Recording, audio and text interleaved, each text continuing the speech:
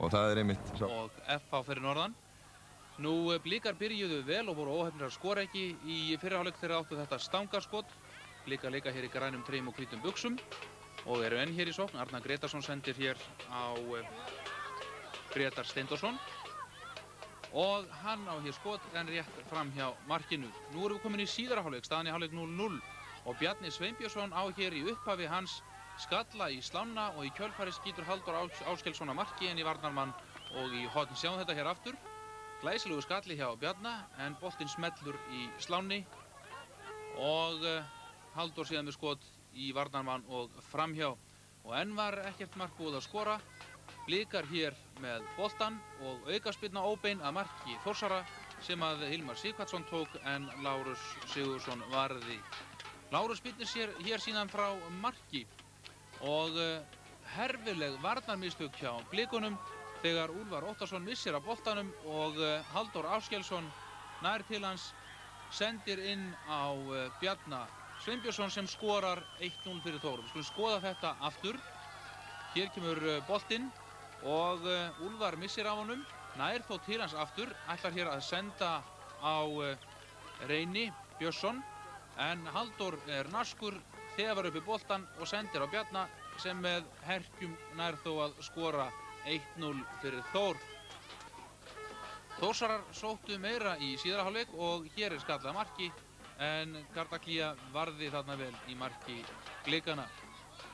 Og hér er það Reynir Björnsson með skot en þá er það Lárus Orri sem að sýnir tilþrif.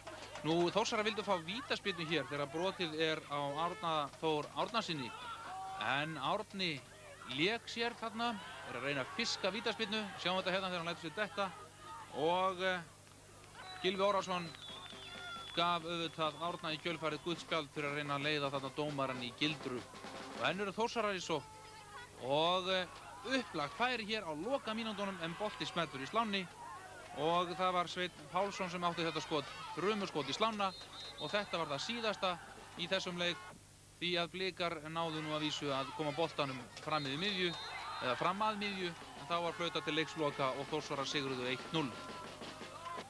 Maður setja sér háleit markmið fyrir þetta keppnistímabil og hafa ákveðið að bjóða öllum eldri borgurum í Kópavogi frímiða á alla heimaleiki sína í sumar og fengu þyrlu til þess að koma með keppnisboltan í upphafi leiksins gegn Þór á fimmtudaginn var.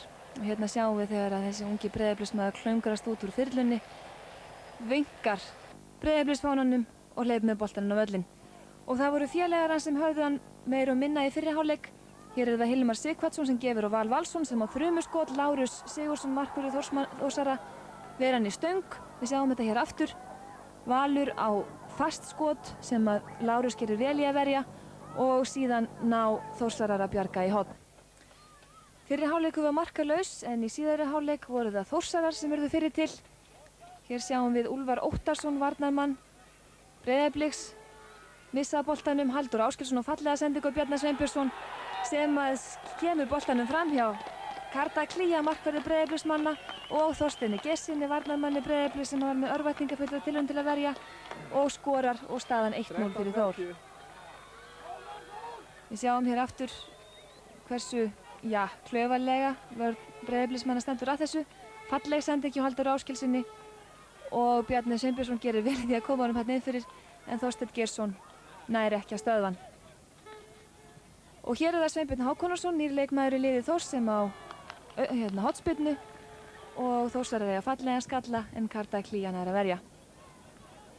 Og þetta er Reynir Björnsson leikmaður Breiðabliks sem á þetta ágæta skot en Lárus Sigurðsson sem átti góðan dag í marki Þórsara varði ágætlega. Og hérna erum við komin á síðustu mínútur leiksins, það eru Þórsarar sem er þarna í fallegri sókn. Halldór Áskelsson skallar boltan fyrir og þrumuskot en í slána.